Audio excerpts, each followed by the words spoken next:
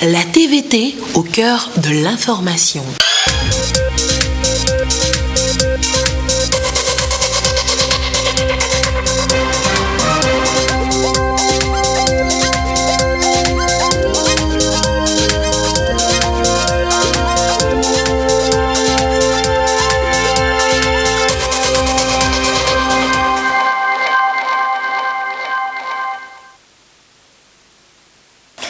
Il est l'heure du journal sur la télévision togolaise. Madame, Monsieur, bonsoir. Et voici les titres de cette édition. Moins d'armes pour plus de paix. C'est ainsi que le Togo célèbre ce 21 septembre la journée internationale de la paix. Des dizaines d'armes et de munitions saisies par les forces de l'ordre ont été détruites. Vous avez une fracture, vous pouvez être soigné sans chirurgie. Comment cela est-il possible? Vous le saurez dans cette édition. Et puis, vous pouvez payer un ordinateur à crédit au Togo. Cela est possible grâce au concept 100 000 ordinateurs pour 100 000 Togolais. À découvrir également dans cette édition. Voilà donc pour les titres. La paix est donc célébrée ce 21 septembre de par le monde. Au Togo, l'événement a été marqué par la destruction des armes de toutes sortes et des munitions saisies par les forces de l'ordre et de sécurité. Le compte rendu avec Trinité Kelelem et Yata Araté. Plus de 20 000 armes obsolètes et 10 000 cartouches saisies par les forces de défense et de sécurité, ici détruites. Des instruments privilégiés pour commettre les violences de tout ordre. Une destruction pour marquer la journée internationale de la paix. Pour nous, le thème de cette année, action climatique, action pour la paix, présente deux dimensions. La première dimension est une dimension environnementale. Cette dimension met en exergue les changements climatiques comme vecteur d'insécurité. La deuxième dimension est une dimension purement sécuritaire, parce que nous ne devons pas oublier que la journée du 21 septembre est célébrée pour mettre fin à la guerre, pour prôner la non-violence. Nous voulons concrétiser ce slogan. Action climatique, action pour la paix, suivant la vision du chef de l'État, son Excellence M. Faure Essoe Gnassingbé, suivant sa vision éclairée de protection de l'environnement. En procédant à cette mise à feu des armes, le Togo réaffirme son engagement à la lutte contre l'insécurité sur l'ensemble du territoire national et surtout d'être en phase avec plusieurs instruments internationaux en la matière, notamment la Convention de la CEDEAO sur les armes légères et de petit calibre. Au Togo, nous savons ce que la paix coûte. Depuis les premiers présidents jusqu'au président Faure, nous sommes tous conscients de son engagement, de sa disponibilité à préserver la paix dans notre pays. Le gouvernement, en prenant la décision de procéder à l'incinération des armes obsolètes et qui peuvent toujours faire mal, traduit sa disponibilité, sa bonne volonté, son engagement, sa détermination à faire de la paix l'élément essentiel du développement. Ailleurs, les gens courent derrière la paix. Au Togo, Dieu merci, nous l'avons. Et tout ce que je demande aux Togolaises et aux Togolais de tout faire pour la préserver. Pour la perdre, ça ne coûte pas cher. Mais pour la retrouver, ça coûte des années et des années. La paix est un élément précieux dans la vie d'une nation et l'appel du 21 septembre est consacré à la paix et particulièrement à l'absence de guerre qui doit se traduire par un cessez-le-feu dans les zones de combat. L'Assemblée générale des Nations unies fait de cette journée depuis 1981 un creuset des idéaux de paix au sein de toutes les nations et de tous les peuples. Comment traiter à présent les fractures sans avoir recours à une opération chirurgicale? C'est ce qu'ont découvert d'ailleurs lors d'une formation des praticiens de la région maritime cette semaine. Le compte rendu avec Ramdan Bassina. Face aux traumatismes qui surviennent chez les patients, les premiers gestes sont déterminants pour l'issue du traitement. Le cas des fractures, par exemple, comme dans cet exercice, nécessite des connaissances spécifiques pour ne pas laisser des séquelles irréversibles. C'est ce que AO Alliance et l'Association togolaise pour l'ostéosynthèse enseignent dans ce cours aux praticiens. Il s'agit donc d'apprendre aux premiers acteurs du système de santé, ceux qui sont les premiers. Pour la mauvaise qualité de ce reportage, nous y reviendrons dans le courant de cette édition. Les laboratoires togolais sont désormais appelés à œuvrer dans le respect de la norme internationale ISO 15189 qui régit les activités de biologie médicale. Depuis 4 ans, un programme dénommé Programme Mentorship les accompagne dans cette dynamique à travers des audits diagnostiques. Et hier, des professionnels et des laboratoires jugés bons élèves ont été récompensés justement. Le compte rendu avec Bénédicte Aleke et Komu Poyode. Ils sont d'une part des acteurs dévoués et déterminés à outiller et à stimuler les laboratoires togolais à inscrire la recherche qualité dans les prestations de services à recevoir leur attestation de reconnaissance, et d'autre part les laboratoires ayant fait preuve de dynamisme, des laboratoires qui ont reçu des certificats de performance. Ceci dans le cadre de la mise en œuvre du programme Mentorship, une méthode mise en place pour accompagner les laboratoires en vue des prestations répondant à la norme internationale ISO 15189 qui régit les activités de biologie médicale. Nous remercions déjà le ministère pour ce prix que nous avons obtenu, qui est de 3 étoiles, et nous promettons de faire des efforts pour obtenir 5 étoiles au prochain audit. C'était un engagement du personnel de laboratoire, également un engagement de la direction. Nous avons eu à mettre en place certains mécanismes pour pouvoir améliorer nos prestations au niveau du laboratoire de l'hôpital de Vaughan pour pouvoir obtenir cette étoile. Le programme Mentorship est une démarche nationale basée sur les audits diagnostiques. Il s'agit d'amener les laboratoires togolais à remplir les obligations indiquées en matière de management de la qualité. On forme d'abord les gens qu'on appelle mentors. Et maintenant, nous les envoyons un mentor par laboratoire. Ils vont accompagner en formant, en étant sur le site 1 semaine par mois. Et ceci pendant 6 mois. En formant le personnel qui est là par rapport à cet outil, parce qu'eux-mêmes, ils ont été déjà formés à l'outil pour pouvoir mettre en place étape par étape, de façon progressive, ce système de management de la qualité. Donc, nous évaluons cela comment? Avant de démarrer l'accompagnement, nous venons faire l'état des lieux avec le même outil. Et quand on finit l'accompagnement, nous venons encore évaluer et nous comparons les résultats obtenus. L'objectif est de permettre une meilleure prise en charge des pathologies. Selon les initiateurs, c'est un processus qui doit être pérennisé. Des audits seront organisés chaque année.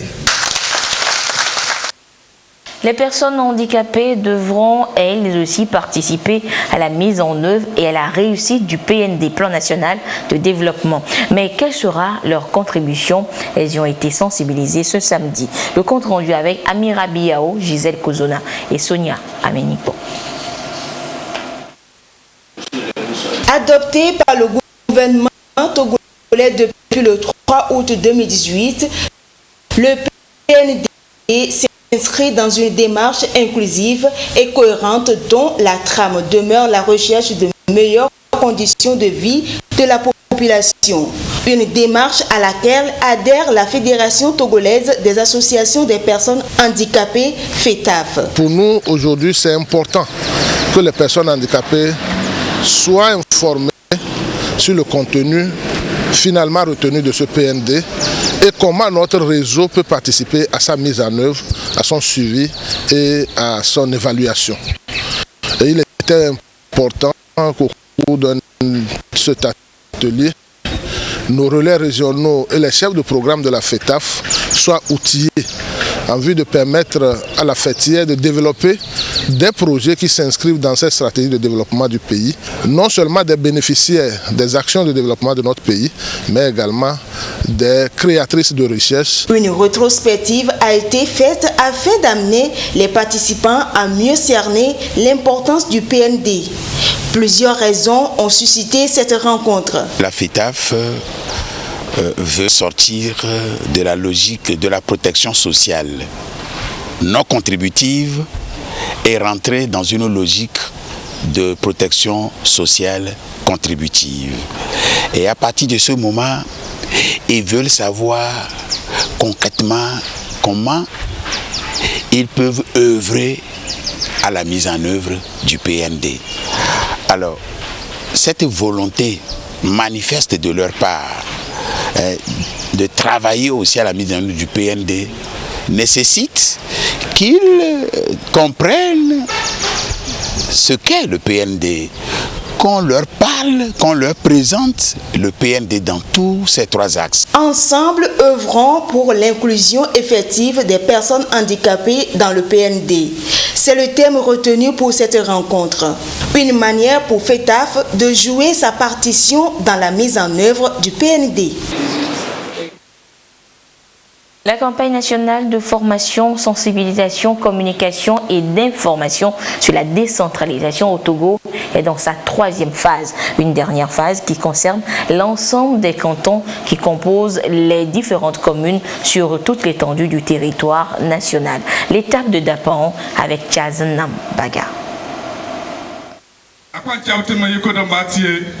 La campagne nationale de formation, de sensibilisation, de communication et d'information sur la décentralisation au Togo ambitionne de susciter l'implication de tous au processus de gestion communale et de développement local.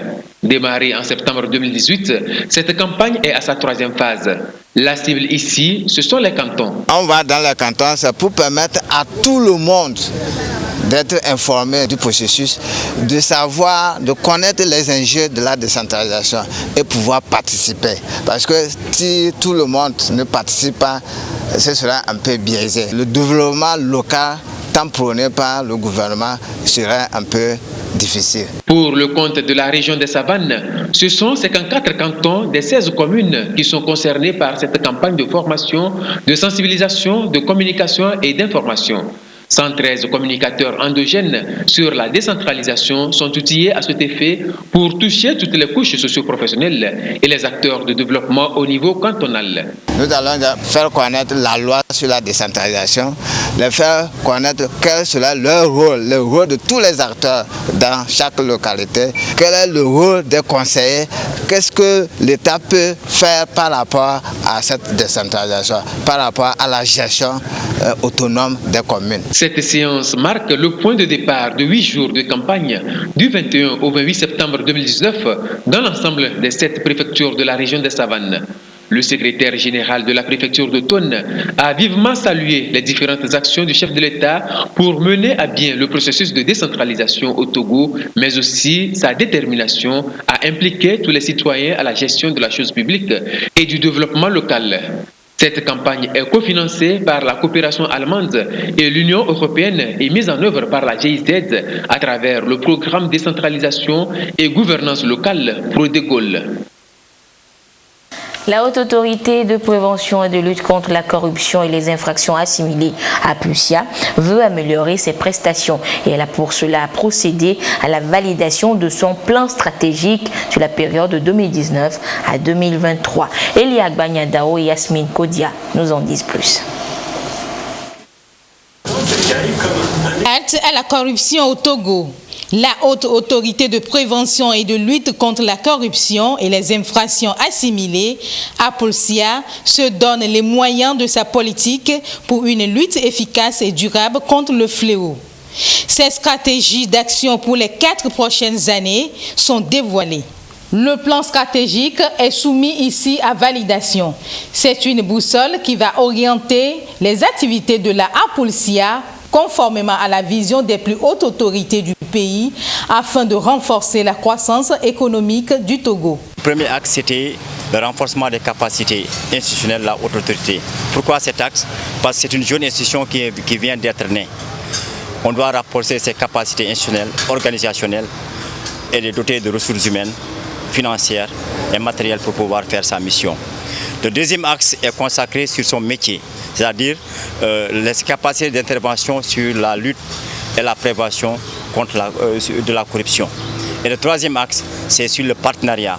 Parce que ce partenariat est important dans ces missions, aussi bien au partenariat national avec les corps de contrôle, les instituts de régulation, tous autour de l'État, la société civile et le secteur privé pour pouvoir lutter contre la corruption.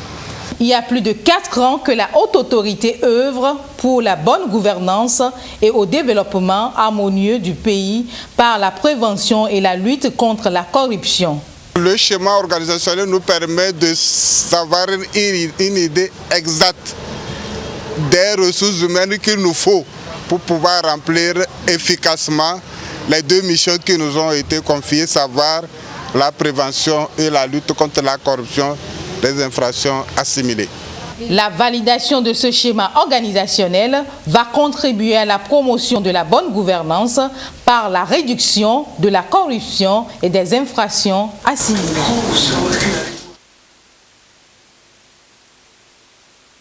Et on revient une fois encore sur cette interrogation, comment traiter les fractures sans avoir recours à une opération chirurgicale. Et c'est ce qu'ont découvert cette semaine lors d'une formation des praticiens venus de la région maritime. Le compte rendu avec Ramdan Bassina. Face aux traumatismes qui surviennent chez les patients, les premiers gestes sont déterminants pour l'issue du traitement. Le cas des fractures, par exemple, comme dans cet exercice, nécessite des connaissances spécifiques pour ne pas laisser des séquelles irréversibles.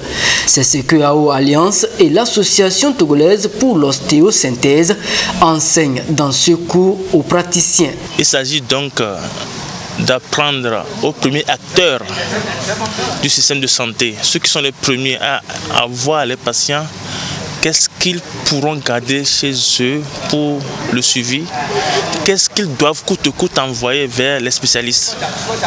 Donc les premiers gestes à faire, c'est ça que nous leur enseignons. L'objectif poursuivi pour nous a été atteint. Ici, on apprend les principes du traitement non opératoire des fractures, des connaissances fondamentales et des techniques pour une prise en charge satisfaisante aux traumatisés. Nous repartons quand même satisfaits. Du point de vue de l'organisation, vraiment, il n'y a pas grand-chose à dire. Deuxièmement, les participants ont été très dynamiques. Ils ont été très présents pendant tout ce temps. Et troisièmement, nous apprécions quand même la qualité de l'enseignement. Ce cours qui est donné ici à Notier rassemble les praticiens de la région maritime. Désormais aguerris, ils comptent bien être à la hauteur de leurs tâches. Elle nous a permis d'améliorer nos capacités au niveau des structures périphériques. Elle nous a permis de supprimer certaines activités qu'on faisait qui n'étaient pas bonnes pour les patients et d'améliorer de bonnes techniques qu'on adoptait déjà. Nous tenons à les remercier sincèrement que si seulement ils pouvaient les faire au moins semestriellement, ça pourrait encore nous apporter un plus. Les régions des plateaux et de la Kara ont déjà bénéficié de cette formation et les organisateurs comptent bien rééditer ces cours pour le plus grand bonheur des apprenants et des patients. Les agents de l'environnement de la région centrale pourront visiter et inspecter plus facilement les aires protégées comme le parc Fazao Malfa-Kassa. Ils ont reçu un appui en matériel roulant pour cela. Désiré Aloy pour le compte rendu.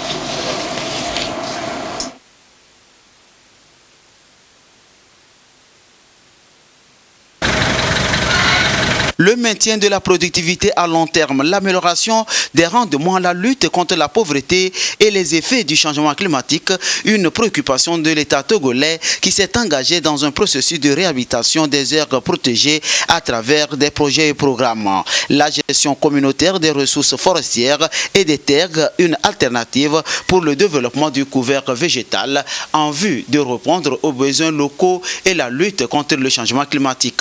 Une réponse donc qui passe aussi par l'action de l'ONG ODIAE avec cette remise des équipements d'appui à la sécurisation des aires protégées, un matériel roulant pour faciliter la mobilité. L'un des objectifs, c'est de renforcer la surveillance des aires protégées, d'où l'acquisition de ces matériels. Il faut aussi comprendre que l'une des fonctions de surveillance de ces aires protégées, c'est la surveillance également, et ce matériel permettra de renforcer, multiplier les patrouilles qui vont également permettre de réduire les activités illégales, notamment les feux de végétation incontrôlés, le braconnage et l'exploitation abusive du bois dans ces aires protégées. Le véhicule est prévu pour le parc national Fazao Malfa Kassa et 2 motos également, et 2 motos pour l'aire protégée de Aboulaye, 2 motos pour l'aire protégée d'Amoumono et 2 motos pour l'aire protégée d'Aledjo. Cette acquisition ou bien ce projet ne pouvait pas être mis en œuvre sans l'appui technique surtout de l'unité de gestion PLCC et le partenaire financier qui est l'Union européenne. L'équipement va contribuer à avoir un impact significatif sur l'environnement. Et aujourd'hui, ce que nous demandons à nos collègues qui seront détenteurs de ces engins, c'est d'apporter tout le soin dont il faut pour assurer un fonctionnement optimal et durable de ces engins-là, qui vraiment constitue un plus pour le parc automobile du ministère. Aujourd'hui, tout ce que nous faisons comme programme de développement tire des ressources de l'environnement. Donc, on a pour la pérennité, la durabilité de notre développement, nous avons besoin que les ressources puissent toujours exister. Et d'où il est nécessaire de les conserver, il est essentiel que la population nous aide à la préservation de nos ressources. Remise couplée de sensibilisation et d'éducation des communautés sur les activités du projet, entre autres la gestion durable des forêts et des terres au Togo face au changement climatique. Le secrétaire général du ministère en charge de l'environnement, au nom de son ministre, a convié les populations à la pratique respectueuse de l'environnement. Et ce matériel roulant un pas de plus dans le système de politique de protection environnementale. Car si l'on ne fait rien, notre planète Terre ne sera plus vivable un jour. 100 000 ordinateurs pour 100 000 Togolais. C'est le nom d'un concept qui va permettre aux jeunes d'avoir leur propre ordinateur par un système de crédit. Les détails avec Medina Salami. Hier, l'ordinateur était considéré comme un luxe. Aujourd'hui, plus qu'une nécessité, c'est un outil de travail, un moyen d'ouverture sur le monde que tous se doivent de posséder. Et pour permettre à chacun d'avoir son propre ordinateur, la société 1+1 Groupe TechLab met à la disposition des populations des ordinateurs à moindre coût et avec des conditions de paiement souples. Nous avons 2 types d'ordinateurs. Nous avons des dual-core et nous avons les Core i5. Pour les dual-core, vous remettez 25 000 comme avance et vous payez 500 francs par jour. Je dis bien 500 francs par jour pendant 3 mois pour avoir votre ordinateur. Mais dès que vous payez les 25 000, vous avez l'ordinateur en possession. Maintenant, par rapport au Core i5, vous payez 50 000 francs comme avance et le reste, vous payez 500 francs par jour. Je dis bien 500 francs par jour et l'ordinateur vous revient définitivement.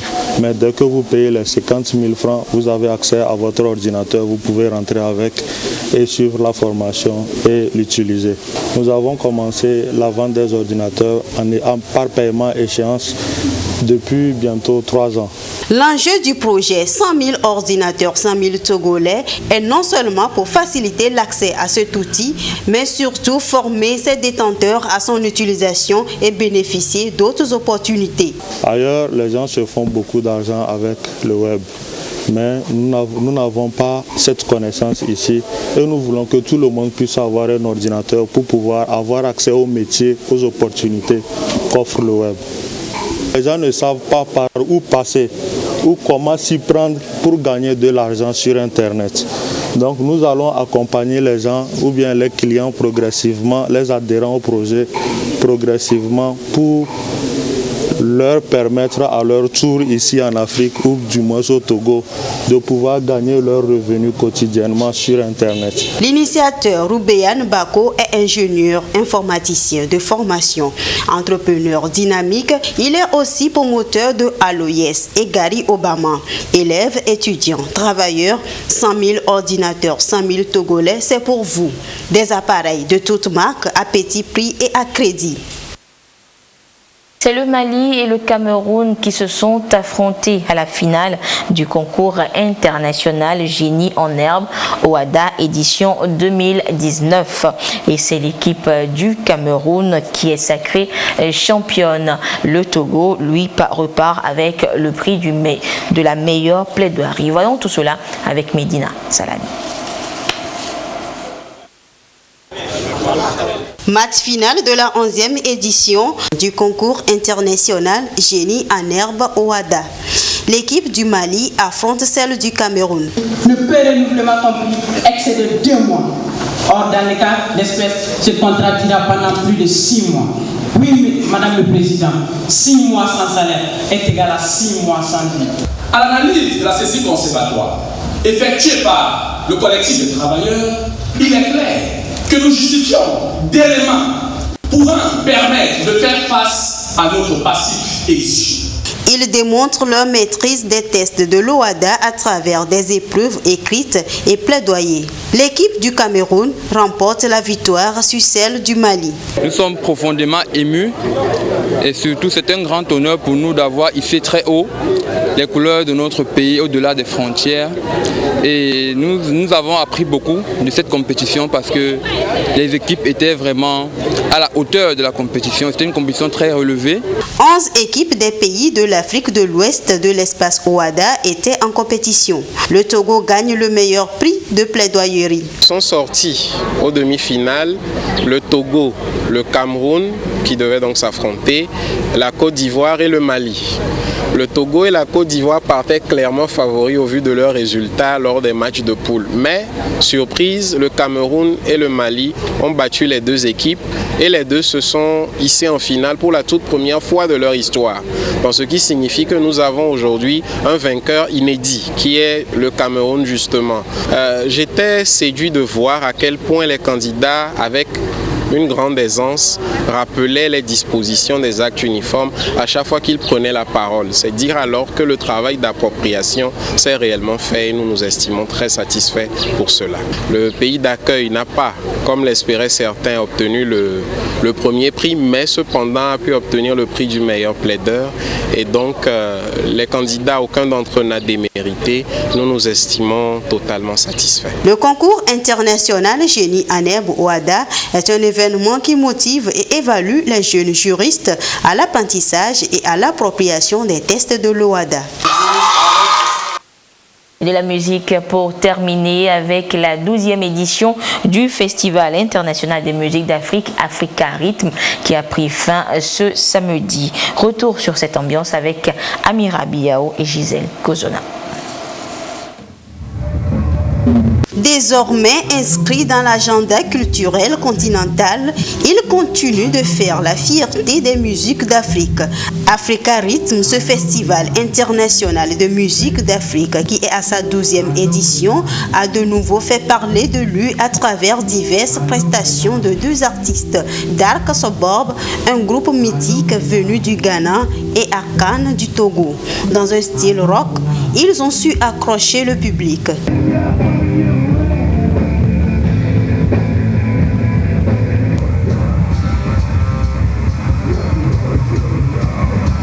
Africa Rhythm, ce festival organisé chaque année au Togo, favorise un brassage entre les acteurs de la musique du Togo et d'ailleurs. L'événement de cette année a une particularité. Cette année, on a voulu faire la part belle au rock africain, Au départ, pas forcément en lien avec Jimmy Hope, mais on a voulu faire découvrir au public un style de musique qui n'est pas africain, mais qui est pratiqué par des Africains et qui n'est pas très connu. L'actualité a fait que Jimmy, ayant joué lors de la 5e édition du festival, on a voulu lui dédier ce festival, en tout cas cette édition, en programmant du rock africain avec ce groupe ghanéen et le groupe togolais qui joue en ce moment. De plus en plus, le public connaît ce festival. Un autre concert est prévu ce samedi 21 septembre afin de promouvoir la musique togolaise et d'Afrique. Artistes invités, Fofo Scafo, Ralicia et le groupe Afro World Ayavi.